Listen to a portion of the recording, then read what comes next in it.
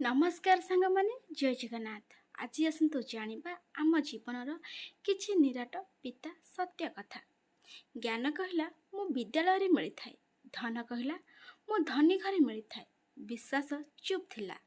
धन एवं ज्ञान पचारिले तमे कौन पाई चुप अछ? विश्वास कांदिला एवं कहला जदि मु गोटे थर चली जाए ना आउ फेरी न थाए। माटीर ओदापण जेमिति गछर मूलକୁ ଚାପଡ଼ିକି ଧରିଥାଏ, ଠିକ୍ ସେହିପରି ଶବ୍ଦର ମିଠାପଣ ଦ୍ୱାରା ମଣିଷର ସମ୍ପର୍କକୁ ବାନ୍ଧିକି ରଖିଥାଏ। ଯଦି ସତ କହିଲେ ସମ୍ପର୍କ ଭାଙ୍ଗି ଯାଉଛି, ତେବେ ଭାଙ୍ଗିବାକୁ ଦିଅନ୍ତୁ ନା, କିନ୍ତୁ ମିଛ କହିକି ସେହି ସମ୍ପର୍କର ଡୋରିକୁ ଦୁର୍ବଳ କରନ୍ତୁ ନାହିଁ। ବୁଝିଗଲା ପରେ ସେଇ ଲୋକ ପୁଣି ଥରେ ଫେରିକି ଆସିପାରେ, କିନ୍ତୁ ମିଛ ଜଣାଯିବା ପରେ ବିଶ୍ୱାସ ପୁଣି ଥରେ ଫେରିକି ଆସିନଥାଏ। ସଂସାରରେ ମନୁଷ୍ୟ ଏମିତି ଜଣେ ପ୍ରାଣୀ ଯାହାକୁ ଈଶ୍ୱର ହସିବା ଗୁଣ ଦେଇଛନ୍ତି। ଏହାକୁ ହରାନ୍ତୁ ନାହିଁ। ମଣିଷ ତ ସବୁ ଘରେ ଜନ୍ମ ନେଇଥାନ୍ତି, କିନ୍ତୁ ମାନବିକତା କେଉଁଠି କେଉଁଠି ଜନ୍ମ ନେଇଥାଏ। ମଣିଷ ଦୁଇ ଜଣଙ୍କଠୁ ସବୁବେଳେ ହାରି ଯାଇଥାଏ। ଏକରେ ନିଜ ପରିବାର ପାଖରେ, ଦୁଇରେ ନିଜ ମନପସନ୍ଦର ଲୋକ ପାଖରେ। ଚୋଟ ବାଜିକି ହୋଇଥିବା ଘା ତ ଭଲ ହୋଇଯାଇଥାଏ, କିନ୍ତୁ କଥାର ଘା ସବୁବେଳେ ମନେ ରହିଥାଏ। ଜବାବ ତ ସବୁ କଥାର ଦିଆଯାଇଥାଏ, କିନ୍ତୁ ଯେ ସମ୍ପର୍କର ଗୁରୁତ୍ୱ ବୁଝିପାରୁନି ସେ ଶବ୍ଦକୁ କ'ଣ ବୁଝିବ? କହିବା ସମସ୍ତେ ଜାଣିଛନ୍ତି। କାହାର ଭାଷା କହିଥାଏ, କାହାର ଭାଗ୍ୟ କହିଥାଏ, କାହାର ତ ସମୟ କହିଥାଏ, କାହାର ତ ପଇସା କହିଥାଏ, କାହାର ତ ପ୍ରାଧାନ୍ୟ କହିଥାଏ। ଏବଂ ଜୀବନର ଶେଷ ସମୟରେ ଉପରବାଲାର ଦରବାରରେ ମଣିଷର ସବୁ କର୍ମ କଥା ହିଁ କହିଥାଏ। ଉପଦେଶ, ସାଥ ଏବଂ ସମୟ ଏହା ନ ମାଗିଲା ଯାଏଁ ଦିଅନ୍ତୁ ନାହିଁ। ପ୍ରାୟତଃ ଲୋକ ଏହାର ମୂଲ୍ୟ ଶସ୍ତାରେ ଲଗେଇ ଦିଅନ୍ତି।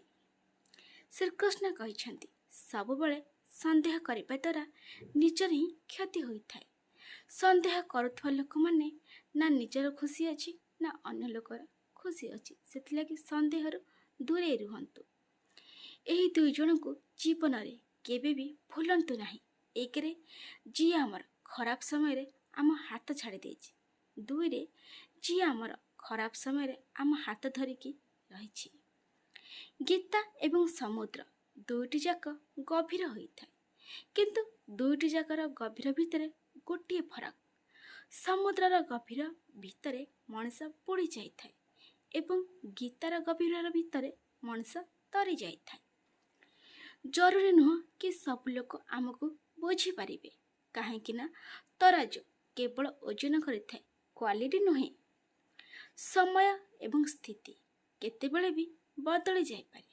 ସେଥିପାଇଁ କେବେ ବି କାହାର ଅପମାନ କରନ୍ତୁ ନାହିଁ କି କାହାକୁ ଦୁର୍ବଳ ଭାବନ୍ତୁ ନାହିଁ। ଆପଣ ଶକ୍ତିଶାଳୀ ହୋଇପାରନ୍ତି, କିନ୍ତୁ ସମୟ ସବୁଠୁ ବଡ଼ ଶକ୍ତିଶାଳୀ ହୋଇଥାଏ। ଯେଉଁ କଥା ପୁରା ଜାଣିନାହାନ୍ତି ସେଇ କଥା କାହାକୁ ବି କୁହନ୍ତୁ ନାହିଁ। ସିଏ ଏମିତି, ଇଏ ଏମିତି, କିଏ ଜାଣେ କିଏ କେମିତି। କାହା ଜୀବନରେ ଏତେ ଦେଖାଶୁଣା କରନ୍ତୁ ନାହିଁ। ଅନ୍ୟ ଉପରକୁ ଆଙ୍ଗୁଠି ଉଠାଇବା ପୂର୍ବରୁ ନିଜକୁ ସେହି ସ୍ଥାନରେ ନେଇକି ରଖନ୍ତୁ। ସମସ୍ତଙ୍କର ନିଜ ନିଜ ଜୀବନ ଏବଂ ନିଜ ନିଜ କାହାଣୀ ଅଛି। କାହା ଓଠରେ ହସ ତ କାହା ଆଖିରେ ପାଣି। ଅପମାନ କରନ୍ତୁ ନାହିଁ। କୌଣସି ଫକୀର ଆପଣଙ୍କ ଦ୍ୱାରକୁ କେବଳ ଭିକ ନେବା ପାଇଁ ଆସିନଥାନ୍ତି, ଆଶୀର୍ବାଦ ଦେବା ପାଇଁ ମଧ୍ୟ ଆସିଥାନ୍ତି। କାହାର ଗରିବକୁ ଦେଖିକି ସମ୍ପର୍କ ଜମା ବି ଭାଙ୍ଗନ୍ତୁ ନାହିଁ, କାହିଁକି ନା ଯେତେ ମାନ ସମ୍ମାନ ଗରିବ ଘରେ ମିଳିଥାଏ, ସେତିକି ଧନୀ ଘରେ ଜମା ବି ମିଳିନଥାଏ। ସେଥିଲାଗି କାହାର ଗରିବକୁ ଦେଖିକି ସମ୍ପର୍କ ଜମା ବି ଭାଙ୍ଗନ୍ତୁ ନାହିଁ। ସବୁବେଳେ ବିନମ୍ର ସହିତ କଥାବାର୍ତ୍ତା କରନ୍ତୁ, କାହିଁକି ନା ଜିଭ ଖରାପ ହେବା ମାନେ ମୁଣ୍ଡ ଖରାପ ହେବାର ଲକ୍ଷଣ। ଶରୀର ଯେତେ ଚାଲିବ ବୁଲିବ ସେତେ ସୁସ୍ଥ ରହିବ ଏବଂ ମନ ଯେତେ ସ୍ଥିର ରହିବ ସେତେ ସୁସ୍ଥ ରହିବ। ସେଥିଲାଗି ମନ ଓ ଶରୀରକୁ ସର୍ବଦା ସୁସ୍ଥ ରଖନ୍ତୁ। ଚେଷ୍ଟା କରନ୍ତୁ କି ଜୀବନର ସବୁ ସମୟ ଭଲରେ କଟିବା ପାଇଁ। କାହିଁକି ନା ଜୀବନ ରହୁ କି ନ ରହୁ, କିନ୍ତୁ ଭଲ ସ୍ମୃତି ସବୁବେଳେ ଜୀବିତ ରହିଥାଏ। ଅନ୍ଧାରରେ ଛାଇ, ବୃଦ୍ଧ ସମୟରେ ଶରୀର ଏବଂ ଅନ୍ତିମ ସମୟରେ ମାୟା କାହାର ବି ସାଥ ଦେଇନଥାନ୍ତି। ଏଇଟା ହେଉଛି ନିରାଟ ସତ୍ୟ କଥା। ଚହଲୁଥିବା ପାଣିରେ ଯେମିତି ଆମର ଛାଇ ଦେଖାଯାଇ ନଥାଏ, ଠିକ୍ ସେହିପରି କ୍ରୋଧ ସ୍ଥିତିରେ ସତକୁ ଦେଖାଯାଇ ନଥାଏ। ସେଥିଲାଗି ସଦାବେଳେ ଶାନ୍ତ ମନରେ ସବୁ ଜିନିଷ କରନ୍ତୁ। ଫଳ ଭରି ହୋଇଥିବା ଗଛ ଏବଂ ଗୁଣବାନ ବ୍ୟକ୍ତି ହିଁ ନଇଁଥାନ୍ତି। ଶୁଖିଲା ଗଛ ଏବଂ ମୂର୍ଖ ବ୍ୟକ୍ତି କେବେ ବି ନଇଁ ନଥାନ୍ତି। ଏଇଟା ହେଉଛି ନିରାଟ ସତ୍ୟ କଥା। 36 ଗୁଣ ଦରକାର ନାହିଁ, ବାସ୍ 4ଟି ଜିନିଷ ଦରକାର: ବ୍ୟବହାର, ସଫା ହୃଦୟ, ସଚୋଟତା ଏବଂ ସ୍ୱଚ୍ଛ ଉଦ୍ଦେଶ୍ୟ ବା ଭଲ ଉଦ୍ଦେଶ୍ୟ। ଆମେ ଭଲ ଥିଲୁ, ଆମେ ଭଲ ଅଛୁ ଏବଂ ଭଲ ହିଁ ରହିବୁ।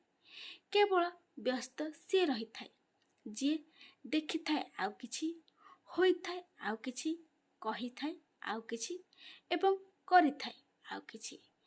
ଚେହେରାରେ ଦାଗ ଥାଏ ତ ଚଳିବ, କିନ୍ତୁ ହୃଦୟରୁ ଦାଗ ଥିବା ଲୋକଙ୍କୁ ସବୁବେଳେ ଦୂରରେ ରୁହନ୍ତୁ ବା ଦୂରେଇକି ରହିବା କଥା।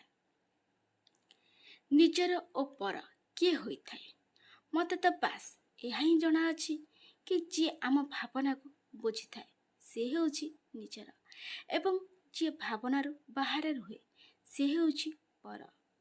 ଯିଏ ଦୂରରେ ରହିକି ବି ପାଖରେ ଥାଏ ସେ ହେଉଛି ଆମ ନିଜର, ଏବଂ ଯିଏ ପାଖରେ ଥାଇକି ବି ଦୂରରେ ଥାଏ ସେ ହେଉଛି ଆମ ପର। ସତ କଥା, ଏଇଟା ତ ପୁରା ନିରାଟ ସତ୍ୟ କଥା। ଆପଣମାନେ ବି ନିଜେ ଅନୁଭବ କରିଥିବେ। ସମୟ ଏବଂ ବୁଝିବା ଦୁଇଟି ଯାକ ଗୋଟେ ସହିତ ରହିଥାଏ। ବାସ୍ ଏହା ଭାଗ୍ୟବାନ ଲୋକଙ୍କୁ ମିଳିଥାଏ। କାହିଁକି ନା ପ୍ରାୟତଃ ଲୋକ ସମୟ ଥିବା ସମୟରେ ବୁଝା ପଡ଼ିନଥାଏ ଏବଂ ବୁଝିବା ବେଳକୁ ସମୟ ଚାଲି ଯାଇଥାଏ। ଏମିତି ନୂଆ ନୂଆ ଭିଡ଼ିଓ ଦେଖିବା ପାଇଁ ଚ୍ୟାନେଲକୁ ସବସ୍କ୍ରାଇବ୍ କରିଦିଅନ୍ତୁ ଏବଂ ଲାଇକ୍, କମେଣ୍ଟ, ସେୟାର ବି କରନ୍ତୁ। ସମ୍ପୂର୍ଣ୍ଣ ଭିଡ଼ିଓ ଦେଖିଥିବାରୁ ଆପଣଙ୍କୁ ବହୁତ ବହୁତ ଧନ୍ୟବାଦ। ଆଜି ପାଇଁ ହେଉଛି ସାଙ୍ଗମାନେ, ଜୟ ଜଗନ୍ନାଥ।